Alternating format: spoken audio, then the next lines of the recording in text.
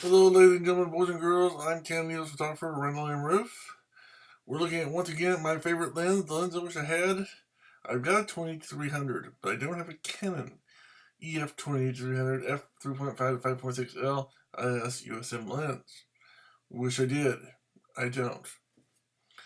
So this lens is the ultimate lens as far as I'm concerned, at least compared to what's available. Based on the zoom range, the aperture, the build quality, overall it's the best lens out there, and that's my opinion. Now, obviously there are some lenses that go further or go wider, but as an everyday carry only one lens, go wide, go standard, go zoom, this is the number one lens. Does the 300 prime do better than this lens at 300 millimeters? Yeah. Does a 50 millimeter 1.2 do better than this at 1.2? Yes. But to do that, you would have to have two lenses. Here you have it in one. It's a jack of all trades lens. So it doesn't do everything, but it's, in my opinion, the best overall lens. If you were only going to get one lens for everyday use, this would be the lens. I would also get a UV zero filter to put on the end for protection's sake. Okay, EF mount L series lens, aperture range of f3.5. It says to 40. It says 4.0. No, it says 40. So 3.5 to 40, which is pretty dramatic range. 2 spherical and 3 UD lens elements. 2-mode optical image stabilization, ultrasonic focus motor, which means it focuses using sound waves, which is really cool.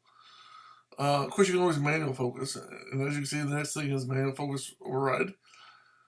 Focus range limiter, so in other words, if you know you're going to be focusing up close, you can set the lens for that, and what that will do is, if you're going to be focusing on something close up or closer to you, and you know you're not going to be focusing far away, you can set that, and it will speed up the focus. Now, keep in mind, how much it speeds up the focus will depend on the camera you're using. But in general, it's going to speed up the lens. Doesn't matter what camera you have, it's going to speed it up. Because what it does, it doesn't search for focus in the whole range. If it knows you're shooting close up, it just shoots in those or look for focus within those short ranges. So that speeds it up because it doesn't have to go through the whole 300 millimeters. Whereas if you're going to be focusing in the whole range, you can switch back over, and I can speed it up as well. So the focus range limiter is a neat little feature. It will focus. I mean, you can set it to either setting, and it will still focus. It's just if you're focusing close up, and you know you're gonna be doing it, you can set it to the close up range. Or if you're gonna be shooting far away, you can set it to the far away range, and it will speed up the focus. Now, again, you don't. If you're going to be shooting, if you should set it to close up and you end up taking a picture far away, yeah, is it still going to be fast? Yeah. It's just that if you're up close and you set it to up close setting, or you're far away and you set it for far away setting, it's going to be quicker than if you hadn't. And again, the amount of difference is going to depend on your camera, how fast your camera is, and how quick the motor and the mechanics of your camera are. So the better camera you have, as far as speed, it's going to be even better. So it's a good feature. If you don't like it, you can turn it off or not use it. But if you do use it, it's a good little feature. Adjustable zoom resistance. Now this is something I don't really, not a big deal to me, because what it does when you get it to a certain length, you can tighten it up.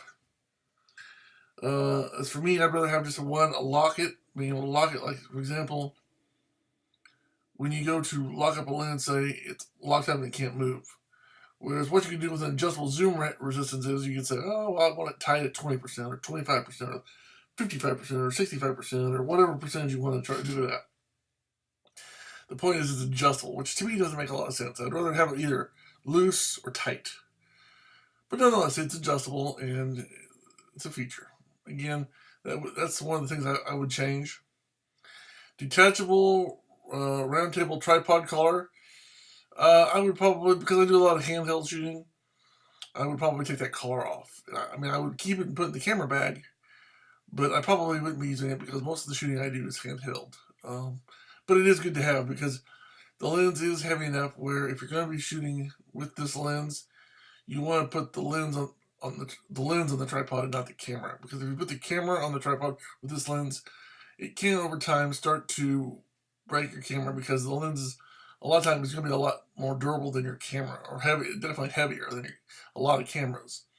So again, it depends on the camera, but for most cameras, it's better if you just put your tripod, or if you're going to connect this camera and a lens to a tripod, that you do so via the color on the lens. And again, since I don't do a lot of tripod work, most of my stuff's handheld, I would take the color off, put it in my camera bag so in case I needed it, and shoot with it without the color. Because it just, if you don't do, at least in my opinion, if you don't need it, you might as well put it somewhere where you can have it when you do need it.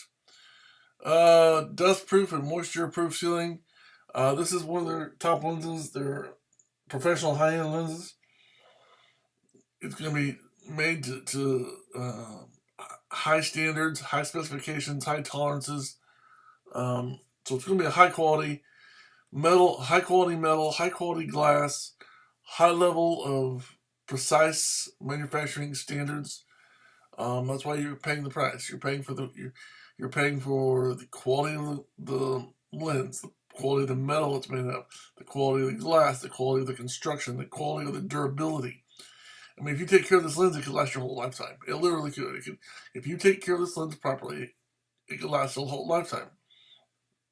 And again, a lot of people, once they get their lenses that they like, they don't really have to replace them. What they do is they replace their camera.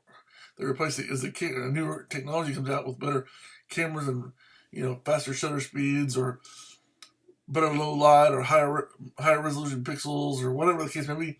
A lot of people, once they get their lenses that they like or that they think they need or that they do need, they'll stick with those lenses and then just keep updating their camera every couple of years. And this is a case where if you take care of this lens, it will last you a whole lifetime. Under normal circumstances, of course. This is was taken from this image right here. You're looking at the basically $2,500, $2,449. I mean, it's easily going to be over $2,500 when you consider taxes and shipping and things like that nature. So,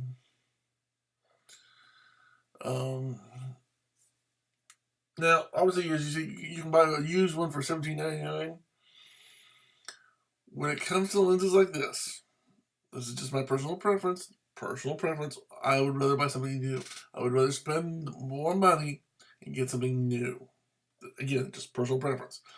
Because you have no idea what the person before you did with this lens. How was it used? How was it cared for? What conditions were when the lens was being used? What conditions was it going through? How was it stored? How was it cared for? What damage does it have that you can't see on the inside? I mean, there's a lot of things that go into lens care if you really think about it, and you don't want somebody else's problem.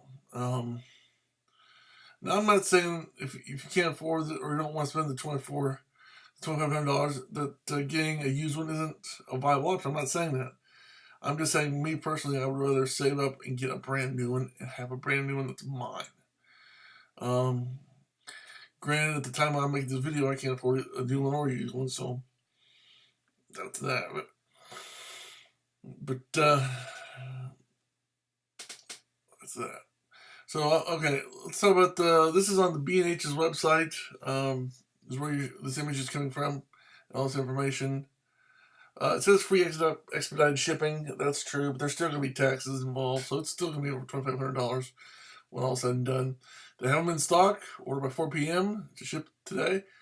That's actually pretty good. If you think about that, our post office here in Taylorsville, Indiana, closes at 5 local time, and that's pretty neat to think that if you call them by 4 o'clock, it's still going to ship by that day, which means that gives it. If you call by 4 o'clock, that gives them an hour to prep the order, box it, and get it to where it's going to be shipped, whether it's post office, U.S. Mail, FedEx, or Federal Express, or however they UPS, however they ship it. If you really think about it, it's not a bad deal. So, again, 28 to 300 millimeter lens. I wish I had one. Can't afford it. I'm hoping eventually here, shortly, I'll be able to come up with some money, but right now I just can't do it. Either way, it's an awesome lens. I wish I had one. Until next time, I'm Canon EF for Randall M. Rueff saying thanks for watching. Have a good day. God bless. If you can help me, I'd love my name and address is in the description below.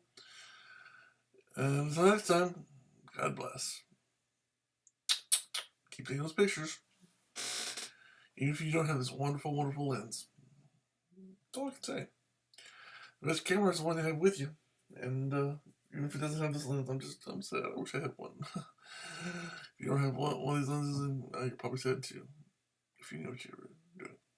You would be. Oh well. Bye. Until next time. See ya.